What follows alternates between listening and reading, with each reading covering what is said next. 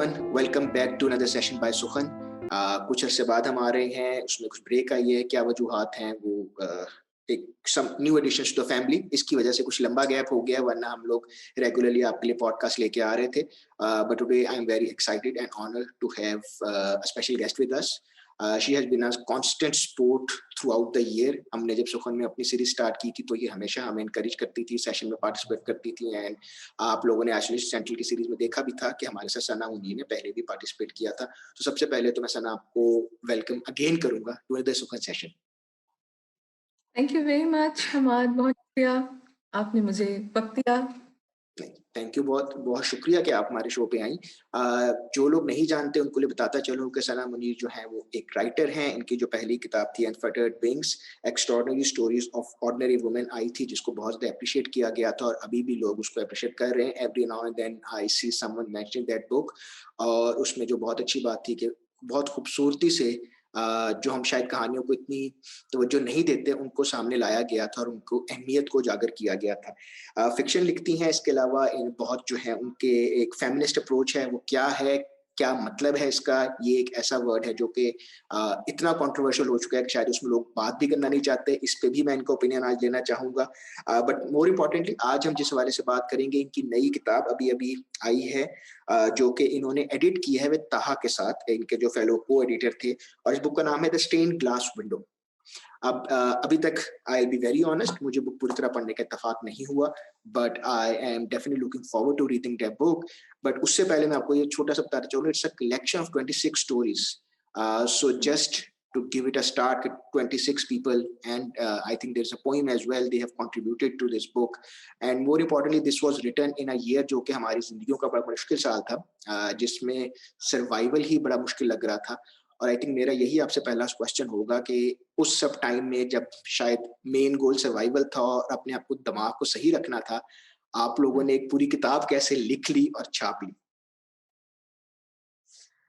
हमाद, मेरा ख्याल है जहाँ आप कह रहे हैं ना कि दिमाग को सही रखना या अपनी सैनिटी को ठीक रखना एक चैलेंज था, मेरा ख्याल है कि ऐसे बहुत से लोग थे जिन्होंने जो लिखना पढ़ना पसंद करते हैं या जो अपने लिए एस्केप या क्रिएटिविटी ढूंढते हैं लिखाई और पढ़ाई में, उनके लिए मेरा ख्याल है किताबें बहुत एक अहम जुज़ है अपनी सैनिटी को बरकरार रखने के लिए या अपने ज़हनी तवाज़ुन को बरकरार रखने के लिए, क्योंकि हर चीज़ बदल रही, हर चीज़ नए सिरे से सीखनी पड़ रही थी। ऐसे लग रहा था कि जो अभी तक हमने जो कुछ सीखा है, जिस तरह से अब तक हम ज़िंदगी गुज़ार रहे हैं, वो सब कुछ अब उलट-पुलट गया है। तो वो उस चीज़ को मेरा ख़्याल है सँवारने के लिए, उस चीज़ को मज़ीद बेहतर समझने के लिए ज़रूरी था कि पढ़ाई की जाती। तो कुछ महीने तो सिर्फ़ किताबें पढ़ी, वो किताबें पढ़ी जो पहले से पढ़ी हुई थीं और यकीन था कि इनको पढ़ के तो अच्छा लगेगा। मतलब अ, एक अच्छी फ़ीलिंग आएगी इन किताबों को पढ़ के।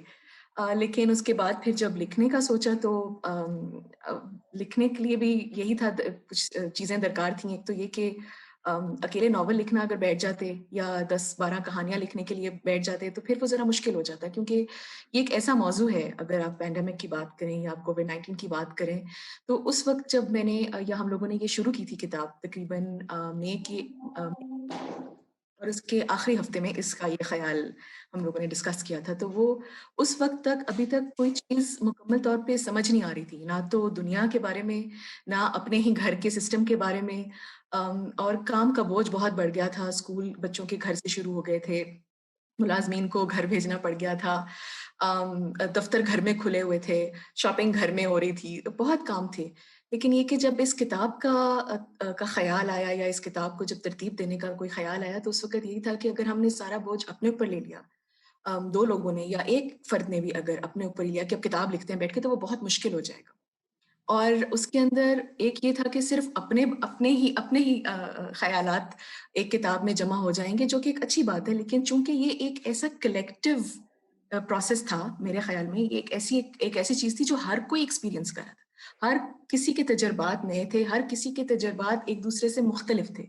तो चूँकि ये कॉन्सेप्ट था ज़हन में या ये ख़्याल था ज़हन में कि मुख्तलिफ किया जाए, यकजा किया जाए, तो फिर कहानियों का तसव्वुर आया। कि कहानियाँ लोगों से कहा जाए जो लिखारी हैं या जो जिन लोगों को हम जानते हैं, जो लिखना चाहते हैं या और उनको मौका नहीं मिल रहा या उनको वो अभी तक वो एक इंसेंटिव नहीं मिला कि लिखेंगे तो छपेंगे कहाँ, किसके पास भेजेंगे? ये भी होता है क्योंकि जब मैं लिखना शुरू करी थी तो सबसे बड़े सवालात यही होते हैं कि आपने करना क्या है? अब लिख तो ली कहानी, अब आगे क्या करें? स्पेशली जब आपके पास ज़्यादा गाइडेंस ना हो। तो फिर मुख्तलिफ लोगों को पूछा जो लिखारी हैं, बड़े अरसे से लिख रहे हैं, कुछ ऐसे लोग हैं जो लिखना चाहते थे, जिनको मैं जानती थी, ख़वातीन ज़्यादातर। अम, उनको फिर अप्रोच किया, उनसे कहा कि आप लिखें।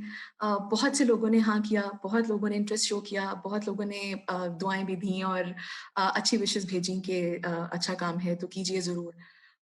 बस फिर आहिस्ता-आहिस्ता एक-एक करके तो कहानियाँ मौसूल होती रहीं। जैसे-जैसे मौसूल होती थी, वैसे-वैसे एडिटिंग की जाती थी। और बस ये ख़्याल तो यही था कि एक डॉक्यूमेंटेशन तैयार की जाए। मेरा ये मतलब हम लोगों के ज़हन में यही था कि एक ऐसी डॉक्यूमेंट सी तैयार हो जाए, जो हमारी कहानियों को इकट्ठा कर दे, यकजा कर दे और कुछ इस तरह से उसको यानी उसको एक तो मज़ामीन की सूरत में भी है ना, अब अख़बारात भरे पड़े हैं, ऑनलाइन भरा पड़ा है। आपके अपने जिस तरह अब आप वीडियोज़ आपने वो सेशंस किए थे आइसोलेशन सेंट्रल वाले, तो वीडियोज़ बन रही थी। यानी बहुत कुछ हो रहा था लेकिन चूँकि मुझे एक ही ये मतलब मेरा ये ख़्याल था कि ये बेहतर काम है जो मैं कर लूँगी। तो उसमें कहानी मैंने 1 या 1 डेढ़ कहानी भी लिखी और एडिटिंग भी की, तो सीखने का मौका भी मिला और तजुर्बा भी बहुत अच्छा रहा और मेरा ख़्याल है कि अभी तक जो कुछ सुनने को मिला है मेरा ख़्याल है कि ये अच्छा ख़्याल साबित हुआ पैंडेमिक की कहानियों को इकट्ठा करने का। अच्छा, आप ये बताएँ जिस तरह आप मैंने if I am not wrong, correct me if I am wrong कि 26 या 27 लोगों ने कंट्रीब्यूट किया है इसमें इन टोटल स्टोरीज़ में। तो क्या आपको कहानियाँ इससे ज़्यादा मौसूल हुई थी? लेट्स सपोज़ कि 40 लोगों ने आपको कहानियाँ भेजी थी, यू सिलेक्टेड कि 26 आएँगी, was there a number, was there a cut off limit? नहीं असल में हम लोगों ने देखिए जब अपना-अपना मेरा ख़्याल है ये हर लिखारी का या हर एडिटर का अपना-अपना एक नाप-तोल का तरीका होता है, तो मेरे ज़हन में जो चीज़ थी वो ये था कि वर्ड काउंट। राइट, मेरे ज़हन में कि 75,000 वर्ड्स शुड बी गुड। 75,000 अगर अल्फ़ाज़ हो जाएँ, क्योंकि हम लोगों ने वर्ड काउंट की लिमिटेशंस तय करके तो फिर लोगों को अप्रोच किया था। ठीक अगर है, हम 2 तरीके की कहानियाँ कही थी या तो एक तो शॉर्ट फॉर्म फ़िक्शन, उसकी हम लोगों ने राइट, लिमिट रखी थी 1000 अल्फ़ाज़, कि अगर आप 2000 से 5000 अल्फ़ाज़ के बीच में कुछ लिखते हैं, तो वो शॉर्ट फॉर्म फ़िक्शन होगा। और एक हम लोगों ने फ्लैश फ़िक्शन की रिक्वेस्ट की थी, गुज़ारिश की थी लोगों से लिखारियों से, तो वो उसकी जो हद थी वो 1000 अल्फ़ाज़ थी। राइट, 1000 अल्फ़ाज़ और 2000 से 5000 अल्फ़ाज़ तक के बीच में जिस तरह कहानियाँ आती गईं और वर्ड काउंट बढ़ता गया, तो हम लोगों ने सोच लिया कि अब ठीक है 75 हो गए, 70 हो गए, काफ़ी हो गया। लेकिन फिर इत्तेफ़ाक ये कि बहुत सारे लोगों ने डेडलाइन के बहुत करीब या डेडलाइन से 2-4 रोज़ आगे बढ़कर भी हम लोगों को कहानियाँ भेजनी शुरू कर दी, तो वो 80-82 हज़ार तक चले गए अल्फ़ाज़। अब हम लोग इस तरह गिन नहीं रहे थे कि कहानियाँ कितनी आएँगी क्योंकि हम लोगों ने तो काफ़ी लोगों को अप्रोच किया था। लेकिन ये राइट, कि जिस कहानियाँ आती रहीं वर्ड काउंट बढ़ता रहा और हम लोग उसको एडिट करते रहे। फिर कुछ कुछ वर्ड काउंट का एक ये भी है कि एडिटिंग में बहुत सारा एडिटिंग में भी मवाद आपको पता है ऊपर-नीचे तो होता ही है। कहानियाँ जो हैं कुछ काट-छाँट होती है, कुछ उनमें इज़ाफ़े किए जाते हैं। लेकिन ये कि हर लिखारी के साथ हम लोगों ने एक ऐसा ताल्लुक बरकरार रखा जो एडिटिंग के प्रोसेस के थ्रू भी उनको यानी कि जब एडिटिंग के प्रोसेस में से गुज़र रही थी कहानी, तब भी उनको हर चीज़ के बारे में हम मुतला करते थे और उसके बाद जब वो एडिटिंग उसकी ख़त्म हो जाती थी और हम समझते थे कि अब ये परफ़ेक्ट हो गया है, तब भी हम दोबारा से एक दफ़ा लिखारियों को वो कहानियाँ भेजते थे कि अब आप ये देख लीजिए कि हम लोगों ने इसको इस तरह से बनाया है या किया है, तो आप लोग अगर मुतमईन हैं, तो फिर हम इसको फ़ाइनलाइज़ करेंगे। मुझे याद है अगर मैं यहाँ पे ऐड कर दूँ कि जी, जी। एक तर्जुमा किया था मैंने, वो भी मतलब उसका ज़रा था कि सारे अल्फ़ाज़ हो गए थे। पहली दफ़ा मैंने ये मेरा तजुर्बा था कि मैं तर्जुमा करूँ अंग्रेज़ी से उर्दू से अंग्रेज़ी में सॉरी और वो कहानी फिर उसका भी वर्ड काउंट काफ़ी ज़्यादा गया लेकिन चूँकि वो कहानी उसको मैं काट-छाँट नहीं करना चाहती थी, तो वो मतलब इस तरह से यूँ हुआ था हुँ, मतलब हुँ, ये कि हुँ। भेज दिया। बाकी ये कि मेरा नहीं ख़्याल कि मैंने कोई कहानी मैंने हम लोगों ने कोई कहानी किसी को कहा हो कि नहीं ये कहानी नहीं चल हुँ, सकती। हुँ, ऐसा हुँ। था हमने काम किया, जिस कहानी को इम्प्रूवमेंट चाहिए थी या जिसके ऊपर काम की ज़रूरत थी, उस पे काम किया गया और बहुत लगातार किया गया। मैं मतलब जितना ज़ोर लग सकता था। चलिए, इससे पहले हम आगे बढ़े, आई थिंक यहाँ पे ये बड़ा एक अच्छा मौका है कि मैं आपसे पूछूँ क्वेश्चन। एडिटर का बड़ा इंपॉर्टेंट रोल होता है किसी भी, जब आप अपने पब्लिशर को, क्योंकि आप खुद भी माशाल्लाह पब्लिश्ड ऑथर हैं, तो आपको भी आइडिया है कि पूरा प्रोसेस होता है। लेकिन आमतौर पे शायद उनका रोल इतना सामने नहीं आता। जब वो किताब छप के सामने आती है तो राइटर को है बुलाया जाता है और उससे सेशन किए जाते हैं, रीडिंग की जाती है। तो आप अगर हमें जो लोग अपकमिंग राइटर्स हैं या जो बनना चाहते हैं या हमारे रीडर्स के लिए आप इस पे थोड़ा रोशनी डालें कि इस बुक को हम केस स्टडी के तौर पे लेते हुए एज़ अ एडिटर आपका क्या रोल था? आपके सामने कहानी आई, उसमें उन्होंने अपने तमाम वाक़यात बयान किए थे, उन्होंने अपना एक्सप्रेशन उसमें किया था। उसके बाद आप अपना रोल कैसे देखती हैं और आपने उसको किस तरह निभाया? बतौर एडिटर जी, एक कहानी। जी। जी, जी। अच्छा देखिए, बतौर एडिटर आपको मेरा ख़्याल है अव्वल तो ये कि ये बड़ा ज़रूरी है बतौर एडिटर कि आप लिखारी का जो नज़रिया है उसको बहुत अच्छे तरीके से समझें। ठीक है। जब आप कहानी को पहली बार या 1 बार, 2 बार या 3 बार भी पढ़ते हैं, कम से कम मेरा तो प्रोसेस इसी तरह का है कि अगर 2 बार भी पढ़ना है तो पहले इग्नोर करना पड़ता है। इन चीज़ों को ज़रा बाला-ए-ताक रखना पड़ता है कि उसके अंदर ग्रामर की कोई गलती है या उसके अंदर मज़ीद किसी इज़ाफ़े की ज़रूरत है, मज़ीद उसको किसी चीज़ के बिल्ड-अप की ज़रूरत है। पहले ये कि आप देखें कि कहानी है क्या? बयान ठीक है। करने की कोशिश की जा रही है।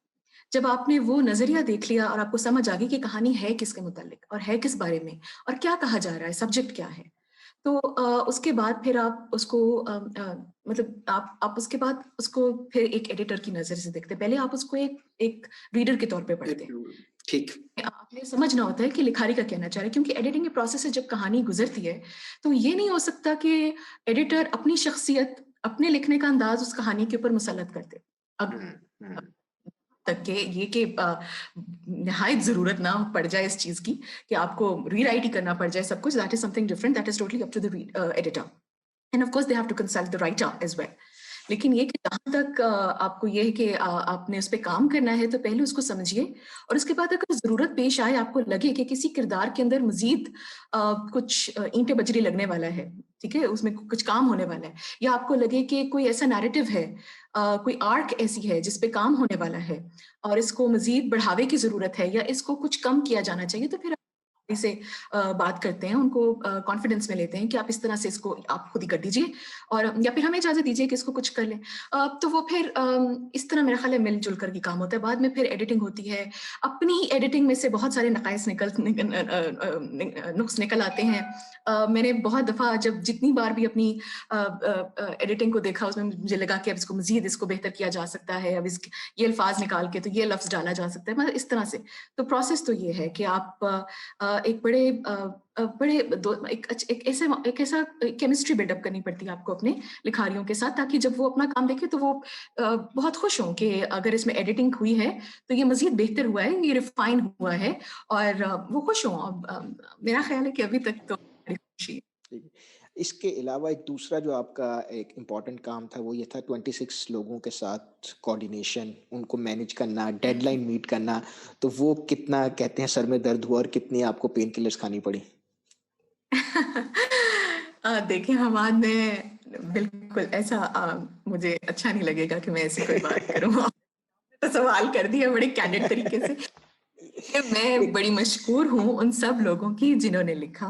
हुँ, उन सब लोगों ने वक़्त दिया, क्योंकि इंसेंटिव सिर्फ़ ये था कि एक किताब है जो छप रही है। हुँ, और सच्ची हुँ। बात है, लोगों ने इन लोगों से या मैंने जब इन लोगों को अप्रोच किया और इन लोगों से ख़वातीन से ज़्यादातर मेरी जो ख़वातीन जी, मेरा इस ख़्याल पे है मैं कि भी आऊँगा, मैंने एक क्वेश्चन पूछना है आपसे इसके बाद। जी। अच्छा, कोई 16 या सत मेरे ख़्याल 16 ख़वातीन थीं बशमूल अच्छा। मेरी कहानी नहीं जब गिनी है, जिनके साथ मेरा राब्ता रहा और उनके साथ उनको मैंने कहानियों का कहा, तो उन्होंने लिख दी। मेरे लिए ये एक बड़े एज़ाज़ की बात है कि जब उस वक़्त जब मैंने उनसे बात की थी कि आप ये लिख दीजिए प्लीज़, तो उस वक़्त ऑनेस्टली मेरे पास कोई पब्लिशर, अभी हम गुफ्तगू कर रहे थे पब्लिशर्स के साथ, 1-2 के साथ, और अभी हमारे पास कोई ऐसा कोई पब्लिशर नहीं था कि मैं उनको ये बता सकती कि हाँ जी, ये लोग छाप रहे हैं, या मैं डेफ़िनेट भी नहीं था, यकीन भी नहीं था कि ये किताब किस तरह इकट्ठी हो रही है, क्योंकि बहुत मुश्किल लग रहा था शुरू-शुरू में।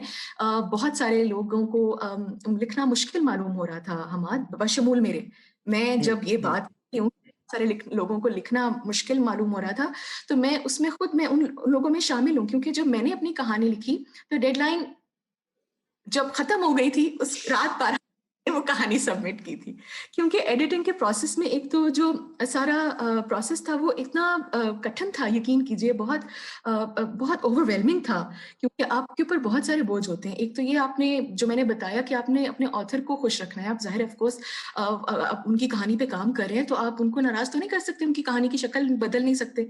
फिर दूसरा ये कि आपके ऊपर एक ये बोझ होता है कि आपने कंपाइल कुछ इस तरह से करनी होती है किताब कि एक कहानी दूसरी से मुख्तलिफ लगे। और बड़ी खुशकिस्मती की बात है, 22 लोगों ने अपनी-अपनी कहानियाँ भेजी, तो वो एक दूसरे से बहुत निहायत मुख्तलिफ थी, और यही मकसद था किताब जोड़ने का, मेरा ख्याल है कि लोग मुख्तलिफ अपनी कहानियाँ जब बयान करें, तो वो मुख्तलिफ शहरों से, मुख्तलिफ नज़रियों से, मुख्तलिफ ज़ावियों से हों, ताकि बहुत सारे जो एंगल्स हैं, बहुत सारे जो चीज़ें हैं, वो इकट्ठी एक जगह पढ़ी जा सकें, बजाए इसके कि एक ही तरह की कहानियाँ रवानी में कोई पढ़ने वाला पढ़े और मतलब बोरियत महसूस करे, या उसको लगे कि मोनोटनी हो रही है। तो ये चीज़ मेरे लिए बड़ी इम्पोर्टेंट थी कि ये ऐसा बिल्कुल नहीं होना चाहिए। अच्छा, यही मुझे अब आपका अगला हाँ, क्वेश्चन मैं लेकिन पूछना सर-दर्द वगैरह वाला कोई जी। सीन नहीं है। I am very happy. जी, बताइए हमाद?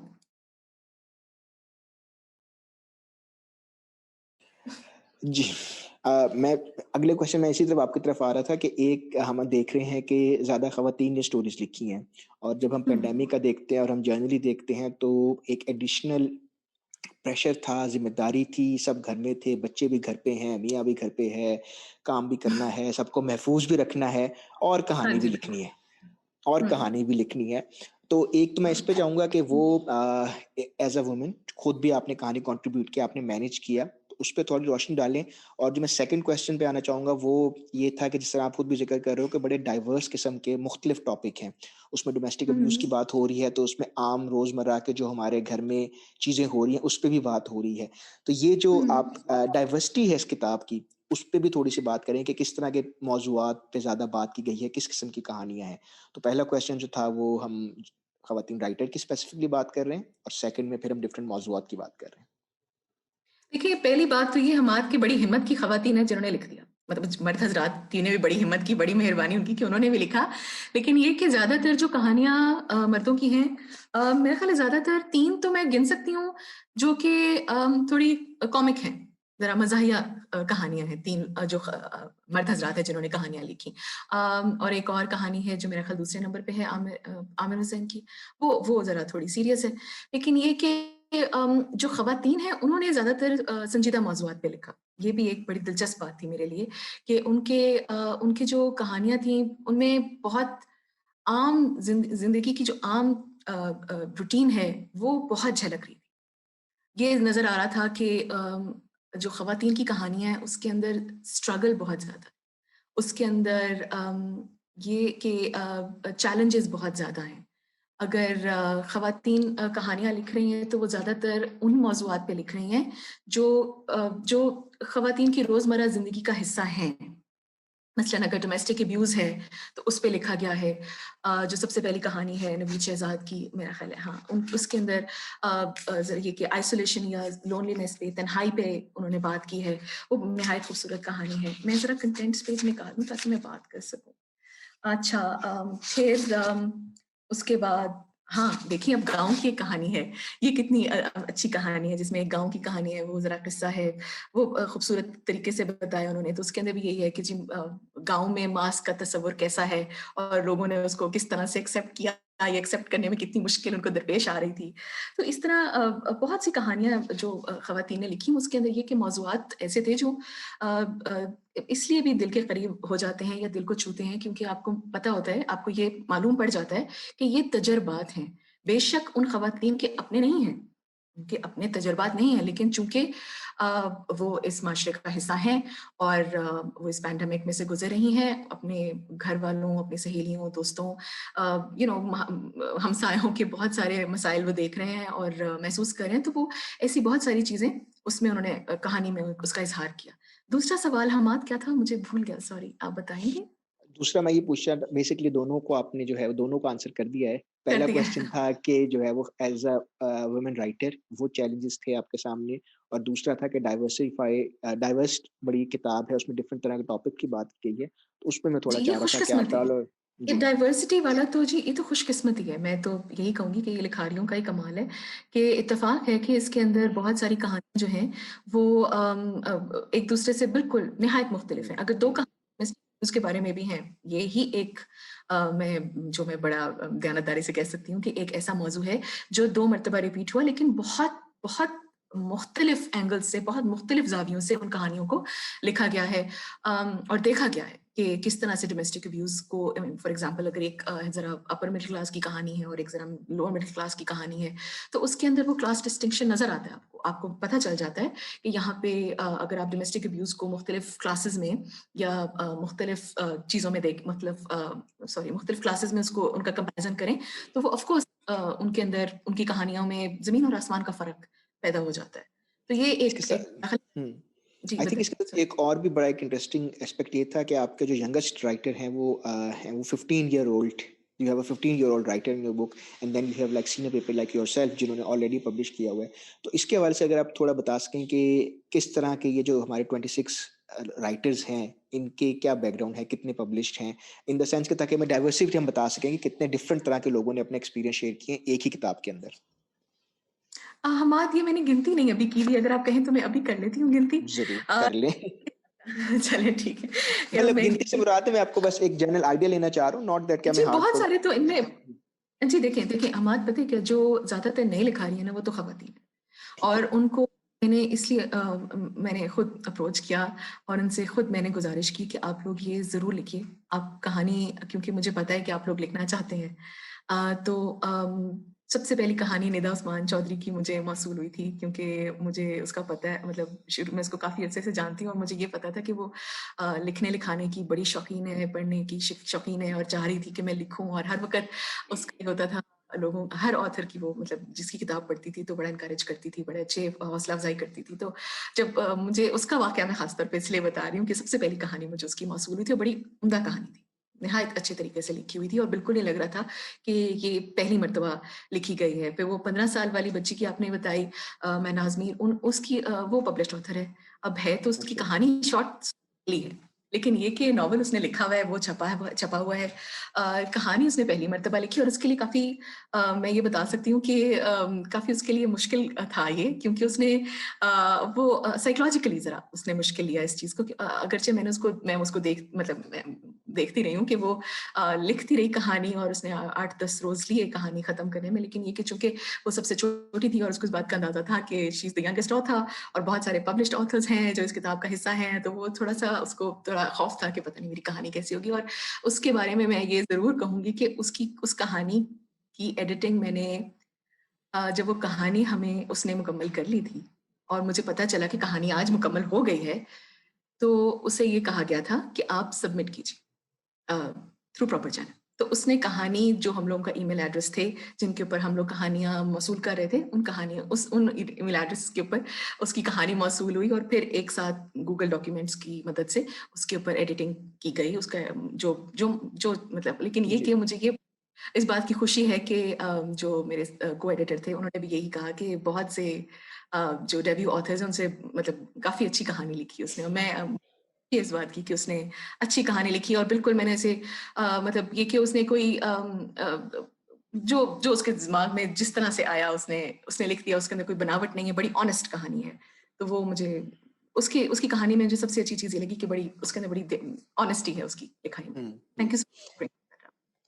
अब किताब आपने लिख ली तो टाइटल का फिर कैसे डिसाइड किया कि अच्छा इस किताब का टाइटल ये होना चाहिए? और फिर हम इसके बाद उसके जो है वो अभी मैं बात कर रहा हूँ कि उस किताब का टाइटल, और फिर हम टाइटल कवर पे आएँगे क्योंकि that is a very interesting cover as well, जो इलस्ट्रेशन है आपकी, और उसमें मैं देख रहा था कि आपका अपना ओपिनियन है, तहा अपना ओपिनियन देते हैं, तो हर बंदा उसको जो है वो अपनी तरह अंडरस्टैंड करता है, उसकी अपना मीनिंग उसमें ढूँढता है। तो उस पे आप हुँ। दोनों चीज़ों पे ज़रा रोशनी डालिएगा कि किताब का पहले उन्वान और फिर illustration, how that came into being? अच्छा, उन्वान जो था ना, हमाद उन्वान ये था कि चूँकि राब्ता ईमेल पे था दोनों को-एडिटर्स के बीच में, या फ़ोन पे था, ऑफ़ कोर्स 2 मुख्तलिफ शहरों में हम लोग काम कर रहे थे। तो उसका ये था कि जिस रोज़ ये डिसाइड किया गया कि अब हो गई हैं करीब 20 कहानियाँ आ गई हैं, तो इसका नाम रखा जाए अब। क्योंकि अब ये मुरत्तब तो होगी तकरीबन किताब, क्योंकि हमारा ख़्याल था कि 20-22 कहानियाँ होंगी तो ख़त्म हो जाएगी बात। लेकिन उस वक़्त अब और कहानियाँ मौसूल हो रही थी हमें। तो वो बस ये कि मुख्तलिफ नाम लिस्ट बनानी शुरू कर दी। 8-10 लोग मैंने ताहा ने कोई मेरा ख़्याल है कोई 5-7 नाम तजवीज़ किए जो बहुत बहुत अच्छे थे। लेकिन मेरा ये ख़्याल था कि जिस तरह मेरी अब ये मैं पुरानी किताब की बात है अनफेटर्ड विंग्स जिस तरह मैंने जी, उसका किताब अगर वो उस किताब का नाम था, तो वो इस तरह था कि अमूमन यूँ किया जाता है जब शॉर्ट स्टोरीज़ लिखी जाती हैं, अफ़साने लिखे जाते हैं, मुरत्तब दिए जाते हैं किताबी शक्ल में, तो उसमें किसी एक अफ़साने का नाम लेकर ठीक है। और साथ आता है और मज़ीद अफ़साने या कुछ इस तरह मज़ीद से लिख अफ़साने, दिया जाए, बिल्कुल, सही कह रही है हैं। ना? इस तरह से होता है कि या फिर आपने लिख दिया कि फॉर एग्ज़ाम्पल द पर्शियन रग एंड अदर स्टोरीज़। अदर तो वो स्टोरीज़। थोड़ा मैं उससे थोड़ा-सा हटना चाह रही थी। मैं ये चाह रही थी कि किताब को बाकायदा एक नाम होना चाहिए, जो किताब की शख्सियत के मुताबिक हो। जिस तरह इंसानों के नाम होते हैं हमाद और वो या किसी तरह उनका नाम उनकी शख्सियत के ऊपर असरअंदाज़ ज़रूर होता है। मैं मतलब मुझे तो ऐसा मालूम होता है कि ऐसा होता है ज़रूर। तो अनफेटर्ड विंग्स भी एक इसी तरह से उसका टाइटल रखा गया था कि चूँकि वो 10 ख़वातीन की कहानियाँ थीं जो उनकी स्ट्रगल्स, उनकी स्ट्रेंथ, उनकी स्टोइसिज़्म के ऊपर आई एम सॉरी मुझे इनके उर्दू अल्फ़ाज़ नहीं आते इन अल्फ़ाज़ के लिए। कोई बात वो बिल्कुल कोई मसला नहीं। Thank you. तो जिस तरह वो नाम था उसका और उसको बाद में फिर एक सबटाइटल दिया गया, extraordinary stories of ordinary women ordinary women, ताकि जी। जैसे किताब किस बारे में है? क्या नॉवल है अनफेटेड विंग्स या कहानियों की किताब है, अफ़साने हैं, इसमें क्या है? तो इसी तरह से ज़हन में मेरे यही था कि मैं चाह रही थी कि हम लोग कहानी को नाम दें और कहानियाँ मेरे ज़हन में एक नक्शा था। हम आज जब मैं लिखती हूँ तो मुझे सबसे पहले तस्वीर की शक्ल में या इमेजेस की सूरत में अपनी तहरीर नज़र आती है और उसके बाद फिर मैं उसके अल्फ़ाज़ तलाश करती हूँ या अल्फ़ाज़ में मैं उसको ढाल लेती हूँ। ये कुदरती है, इसमें मेरा कोई कमाल नहीं है, this is how it's been always. अब ये कि जब मैं इस किताब की को देखती थी क्योंकि ये जब डॉक्यूमेंट में पढ़ी होती थी 20-22 कहानियाँ और मैं उनको देखती थी तो वो बड़े मुख्तलिफ रंगों में, बड़े मुख्तलिफ शेड्स में मुझे नज़र आती थी और इसके साथ-साथ अगरचे वो निहायत मुनफ़रिद थीं एक-एक कहानी अपने तौर पर उसकी एक अपनी शख्सियत थी, लेकिन उसके उनके ताने-बाने आपस में जुड़े हुए थे क्योंकि ऑफ़ कोर्स सबकी सब पैंडेमिक के बारे में थी, सबकी सब कोविड-19 के बारे में थी। अगर उनमें सिर्फ़ एक मर्तबा भी लॉकडाउन का एक कहानी है जिसमें लॉकडाउन का ज़िक्र एक लफ्ज़ में किया गया, लॉकडाउन दैट्स इट और पैंडेमिक, कोविड-19 कुछ नहीं उसके अंदर किसी चीज़ हुँ, का हुँ। वो माहौल एक ऐसा बन जाता है उस कहानी का कि आप खुद अपने तख़य्युल में आप उस जगह पहुँच जाते हैं कि हाँ, ये लॉकडाउन का ही माहौल है। और बहुत सारी कहानी है जिसमें कोविड, लॉकडाउन, पैंडेमिक, बीमारी बहुत मर्तबा डिस्कस की गई, बहुत मर्तबा उसका तज़किरा किया गया। अब ये अब चूँकि कहानियों की शख्सियात मुख्तलिफ हैं, लेकिन आपस में उनके ताने-बाने जुड़े हुए हैं, तो जो मुझे मुख्तलिफ किस्म के जो इमेजेस उस वक़्त आए, उनमें एक एक स्टेन्ड ग्लास विंडो का था। मुझे बहुत पसंद है ये जो एक आर्ट है स्टेन्ड ग्लास विंडो का, मुझे बहुत भाता है मेरे दिल को। और इत्तेफ़ाक से जब मैं अपनी कहानी भी लिख रही थी, तो उसके अंदर भी एक अस्पताल का ज़िक्र था, तो उसमें भी मुझे वो स्टेन्ड ग्लास विंडोज़ नज़र आए और मतलब मुझे नज़र आ रहा था कि पत्थरों से बना हुआ फ़र्श जैसे पेव्ड टाइल्स होती हुँ, हैं, जो हुँ, पत्थर हुँ, हुँ। टाइल्स होती हैं। पहले मुझे वो नज़र आया कॉबल्ड पाथवे मुझे क्लाइडोस्कोप नज़र आया, मुझे मुख्तलिफ चीज़ें इस तरह की देखने को मतलब मेरे तख़य्युल में जिस तरह से नज़र आईं। लेकिन जब स्टेन ग्लास विंडो आया तो फिर मैंने फ़ौरन लिख के तजवीज़ कर दिया ये नाम होना चाहिए और अचानक सब मतलब both of us we agreed that yes this is a good name and then we decided on the subtitle that was the stories of the pandemic from Pakistan because that is what tells what the stained glass window means. Now, the stained glass window, it really required to be explained in a subtitle, and thus that is how it came into being. कि ये कहानियाँ हैं और इस तरह से पाकिस्तान की कहानियाँ हैं जो मुख्तलिफ पाकिस्तानी ऑथर्स ने लिखी हैं और आई थिंक दैट्स इट ऐसे ही और बस इलस्ट्रेशन फिर आपने इलस्ट्रेशन इसकी किस तरह इमेजिन की, किसने बनाई या वो क्या प्रोसेस था? अच्छा ये भी बड़ा दिलचस्प है हमाद क्योंकि अब जब हम पब्लिशर से भी बात कर रहे थे पब्लिशर्स मेरे कराची में लिबर्टी बुक्स वाले अब उनके साथ भी गुफ्तगू फोन पे ही हो रही थी ईमेल्स पे जरा मुश्किल लगता था तो तस्वीरें खींच के अब मुझे याद है कि मेरे पास शायद अभी भी पड़ा हो वो A4 साइज का कागज जिसके ऊपर मैंने ये बनाया था इसका नक्शा अच्छा। मैंने एक बड़ा अच्छा बनाया था। मैंने लिखा ऊपर द स्टेन ग्लास विंडो, और उसके बीच में मैंने एक गोल दायरा बनाया, और नीचे फिर ये कि पैंडेमिक की कहानियां या जो भी, इस तरह से करके मैंने हाथ से एक नक्शा सा बनाया और उसकी तस्वीर खींची, क्योंकि मेरा ये जो इसका सर्कुलर इसकी फॉर्मेशन है वो, उसमें मुझे बहुत सारी चीजें नजर आ रही थी। हमारे मुझे उसमें ग्लोब नजर आ रहा था, क्योंकि अगरचे कहानियां पाकिस्तान की हैं लेकिन पैंडेमिक पूरी दुनिया में, तो मुझे वो ग्लोब नजर आता, कुर्राए अर्ज़ जिसे कहते हैं।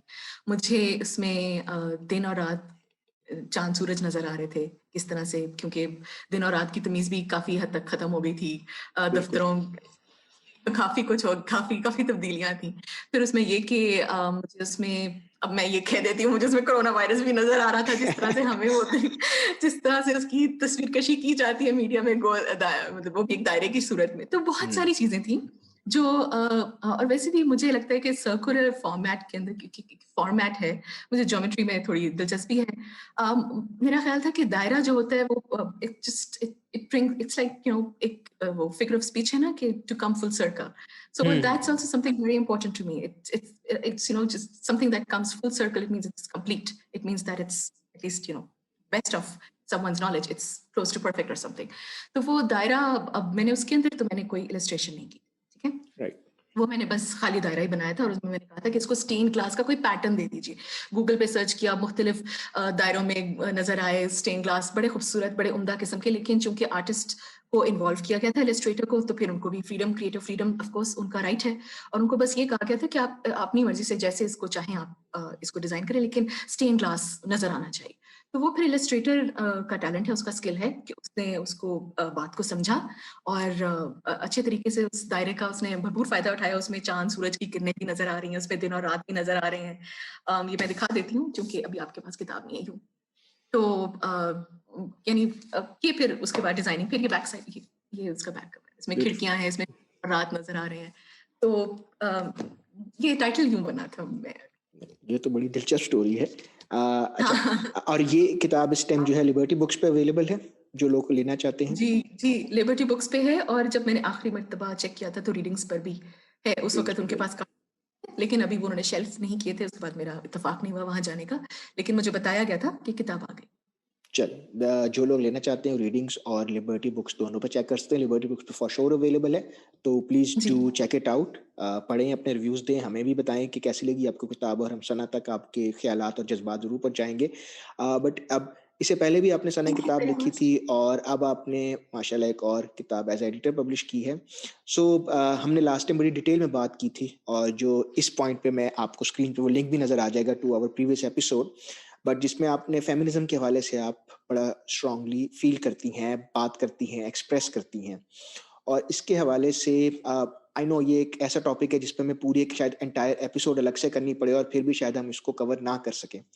बट अगर मैं आपसे एक ब्रीफ सा क्वेश्चन ये पूछूं कि आपके ख्याल में ऐसी सबसे बड़ी मिसकंसेप्शन या सबसे बड़ी गलतफहमी क्या है, जिसको आप एड्रेस करना चाहोगे, जब मैं कहता हूँ कि यार हमने फेमिनिज्म का तो एकदम हमारे बहुत से साथियों के ना वो निडार खड़े हो जाते हैं कि अब हमने ये कहना है, हमें ये सुनने को मिलेगा, स्टीरियोटाइप्स बने हुए हैं, परसेप्शंस बनी हुई हैं। तो अगर मैं आपसे पूछूं कि आप इसको कैसे डिफाइन करते हो, और आपके ख्याल में सबसे बड़ा इसका ऐसा क्या स्टीरियोटाइप है जिसको आप क्लैरिफाई करना चाहेंगी, तो वो क्या होगा? देखिए, फेमिनिज्म के तो ट्रोप्स भी हैं, स्टीरियोटाइप्स भी हैं, जी। बहुत है इसके मुतालिक। अ, अगर मैं मेरे अगर चूंकि ये एक सवाल है, ये तो आपने बात दुरुस्त की कि इसके ऊपर तो बहुत गुफ्तगू, बहुत बहस की जा सकती है, इसमें बहुत सारी चीजें हैं, बहुत एलिमेंट्स हैं। एक तो ये कि यूनिवर्सल डेफिनेशन तो कोई है नहीं, ठीक है, ठीक। कि अगर आप यूनिवर्सैलिटी अप्लाई करें किसी एक चीज के ऊपर, या किसी थ्योरी के ऊपर, किसी सोशियो पॉलिटिकल जियोग्राफिकल चीज के ऊपर, तो फिर तो वो इंक्लूसिव नहीं रहती, फिर तो वो एक्सक्लूसिव हो जाती। अगर आपने किसी चीज को एक्सक्लूसिव ही कर दिया, तो फिर आप उसको लोगों के लिए, मतलब पीपल्स थिंक कैसे कह सकते हैं, पीपल्स बिल्कुल सही थिंक कह रहे कैसे। अब ठीक है, इसके अंदर तो ये कि डेमोग्राफिक्स, बैकग्राउंड, लोगों का रहना सहना, बहुत सारी चीजें इसके अंदर शामिल हैं। और ये कि फेमिनिज्म उस वक्त मेरा ख्याल है आपके लिए वर्दी होती है, या किसी औरत के लिए, या किसी मर्द के लिए, दुनिया के लिए, माशरे के लिए फेमिनिज्म उसी वक्त वर्दी होती है जब उसके अंदर आप इंक्लूसिविटी ऐड करें, जब आप एक्सेप्टेंस बिल्ड करें, जब आप जस्टिस बिल्ड करें, एक लेवल प्लेइंग फील्ड हैं। का तस्वर आपके जहन में हो, जस्टिस होना चाहिए, एक्सेप्टेंस होनी चाहिए, रिस्पेक्ट होनी चाहिए। अब ये देखिए कि अब जब आप ये बातें करते हैं, ख़वातीन अगर ये कहती हैं कि जी रिस्पेक्ट होनी चाहिए, या तो वो फिर लगता है कि जैसे कि सुपीरियॉरिटी, क्यों सुपीरियर क्यों हो? अगर आप मतलब सुपीरियर तो ऑफ कोर्स ये कि सुपीरियर तो ऑलरेडी एक जेंडर है ना हर माशरे में, एक हम्म, सुपीरियर एक जेंडर है। लेकिन अगर आप उसको एड्रेस करें इस चीज को कि जी सुपीरियॉरिटी नहीं होनी चाहिए, क्योंकि जब एक इंसान सुपीरियर होगा किसी भी सिस्टम में, किसी भी सिस्टम में, यहाँ मर्द औरत की बात नहीं है हमार, जी जी। ये यानी अगर एक इंसान सुपीरियर है तो दूसरा ऑटोमेटिकली इंफीरियर हो गया ना। तो जब आपने फेमिनिज्म की बात करनी है, या आपने इक्वालिटी की बात करनी है, जब आपने बराबरी की बात करनी है, तो उसके अंदर फिर ये तो एक बड़ी मतलब समझी सीधी सादी सी बात है कि आपको एक दूसरे को बर्दाश्त करना पड़ेगा, हम्म, आपको एक को एक्सेप्ट करना पड़ेगा, आपको एक दूसरे को सुनना पड़ेगा कि कोई अगर आपसे मुख्तलिफ है तो इसका मतलब ये नहीं है कि वो वर्दी नहीं है, ठीक है। बिल्कुल सही कह रहे तो है कि फेमिनिज्म के स्टीरियोटाइप्स में सबसे बड़ा ये कि आप फिर दूसरा ये कि हमारा जो मुझे बड़ी चिढ़ होती है ना ऑनेस्टली, जब मैं सोशल मीडिया पे कुछ अक्सर देखती हूँ कि जी ये एग्जांपल दी जाती है कि बच्चे अमूमन अमूमन बच्चे ये मिसाल दे रहे होते हैं एक दूसरे को कि अच्छा चलो अगर तुम्हें बराबरी चाहिए तो I can slap my my bro हैं। फ्रेंड, तो फिर तुम हम्म, कर सकता हूँ। ये मुझे ये समझ नहीं आती कि ये वायलेंस और ये थप्पड़ों पे ही बात क्यों आती है। अगर हम पाकिस्तानी यानी कि हम ड्रामे देखते हैं, अगर टीवी के ऊपर कोई ड्रामा चल रहा होता है तो वहां पे भी नाइंसाफी दिखानी है तो थप्पड़ से कम यानी मसला ही कोई नहीं है ना। यानी हम्म, वायलेंस और ये ठीक है, डोमेस्टिक वायलेंस आप इशू डिस्कस कीजिए, लेकिन ये कि हर सीन, हर ड्रामा, हर चैनल यही कुछ दिखा रहा है आपको, तो आप ये भी तो बता सकते हैं ना कि वायलेंस के बगैर किस तरह से जिंदगी गुजारी जा सकती है। आप एक कंस्ट्रक्टिव नैरेटिव भी तो बिल्ड कर सकते हैं। तो ये कि जहां बराबरी की बात होती है वहां हिसाब बराबर नहीं हो रहा होता हमारा, हम्म, नहीं है कि आप हिसाब बराबर कर रहे हैं कि चलो मैंने तुम्हें थप्पड़ मारा तुम भी मुझे मार लो, बात खत्म हो गई। मतलब मैं मिसाल के तौर पे ये बात जी कर जी रही, जी जी। मकसद ये है कि थप्पड़ पड़ना ही नहीं चाहिए। फेमिनिज्म अगर आप acceptance, respect, justice, equal playing field की बात करें तो पहला मकसद ये। तो मतलब ये कि बहस तो बहुत लंबी है, लेकिन मुख्तसरन ये कि ये 3 चीज़ें 4 चीज़ें होती हैं मेरे ख्याल में कि अगर आप इनको अपना लें कि आप लेवल प्लेइंग फील्ड के ऊपर यकीन रखें, अगर आप एक्सेप्टेंस पे यकीन रखें। एक्सेप्टेंस का मतलब ये कि आप देखिए हर हर किसी के अंदर कमियां होती हैं, हर किसी के अंदर अच्छाइयाँ होती हैं, शॉर्टकमिंग्स तो हम सब में हैं। लेकिन ये कि ये पॉजिटिव चीज़ों को एक्सेप्ट करना और ये देखना कि वो कोई शख्स एक सोसाइटी का, एक माशरे का एक यूजफुल मेंबर कैसे बन सकता है, और किस तरह से हम एक दूसरे के साथ कड़ी से कड़ियाँ है ना, हम लोग इंसान हमार कड़ियाँ मिलती हैं तो फिर आगे बात बढ़ती है। मेरा ये ख्याल है कि अगर मर्द हजरात और ख़वातीन दोनों दोनों इन चीज़ों को अगर समझ लें कि आगे बढ़ने के लिए, देखिए बहस करना बड़ा आसान है हमारा, बहस करना बड़ा आसान है कि बहस बराए बहस की जाए, लेकिन आगे बढ़ने के लिए जरूरी है कि आप मसाइल का हल तलाश करें। बिल्कुल आप सही कह ये रहे हैं। जरूर कि आप लोग अपने अपने जो जो आपके मसाइल हैं उनको हल करें और आगे की तरफ बढ़ें। प्रोग्रेस, फेमिनिज्म है तो प्रोग्रेस है। मतलब मेरे मेरे नजदीक अगर आपने वही बातें आ जाती हैं जो मोहम्मद अली जिन्ना की हैं, या कोई भी आप पढ़ते रहते हैं इस तरह की कि जी आप कोई भी माशरा खवातीन के बगैर आगे नहीं बढ़ सकता, प्रोग्रेस नहीं कर सकता, तो फिर आप खवातीन को कैसे पीछे छोड़ सकते हैं। और मतलब आई थिंक दैट्स इनफ। बहस बहुत लंबी हो जाएगी कि नहीं नहीं यहाँ पे नहीं, आई बात थिंक खत्म बड़े कर। बहुत अच्छे तरीके से आपने एक्सप्लेन किया, और बहुत हमने एक कोर जो आई थिंक उसका है उसको हमने आइडेंटिफाई भी किया, और उसको हमने एक तरह से फूड फॉर थॉट छोड़ के जा रहे हैं लोगों के लिए कि इसके ऊपर अपना अगर आप बिल्डअप करना शुरू करें तो आई एम श्योर हम लोग अपने हालात बेहतर कर सकते हैं। But before we wrap up, मैं ये पूछना चाहूंगा कि अब हम नेक्स्ट सना मुनीर से क्या एक्सपेक्ट कर रहे हैं और कब कर रहे हैं। नो प्रेशर, बट कुछ हमें थोड़ा सा आपको बताना पड़ेगा। हमार अभी तो सच्ची बात है कि किताब का सारा जो भी मार्केटिंग थी या ऑथर्स के साथ गुफ्तगू चल रही थी, उनके टॉक्स चल रहे थे, तो अभी तो मैं ये कि मैंने मुख्तसर कुछ ना कुछ लिखना शुरू किया है। कहीं शॉर्ट स्टोरी किसी ने किसी एडिटर ने कहा हुआ है और किसी ने मजमून के लिए कहा हुआ था, तो मैं अभी उसको ज़रा डिले कर रही थी क्योंकि मेरे पास फुर्सत नहीं थी। लेकिन अब ये कि मैं अभी तो मैं ये कुछ कर रही हूँ, लेकिन ये कि प्लान क्या है, वो ये है कि मुझे मेरे एक ज़हन में ख़ाका है एक नॉवल का, और काफ़ी देर से मैं उसे लेके मैंने रखा हुआ है अपने दिमाग में। सिर्फ़ ये कि इस किताब की तरतीब के दौरान बिल्कुल फ़ुर्सत भी नहीं थी।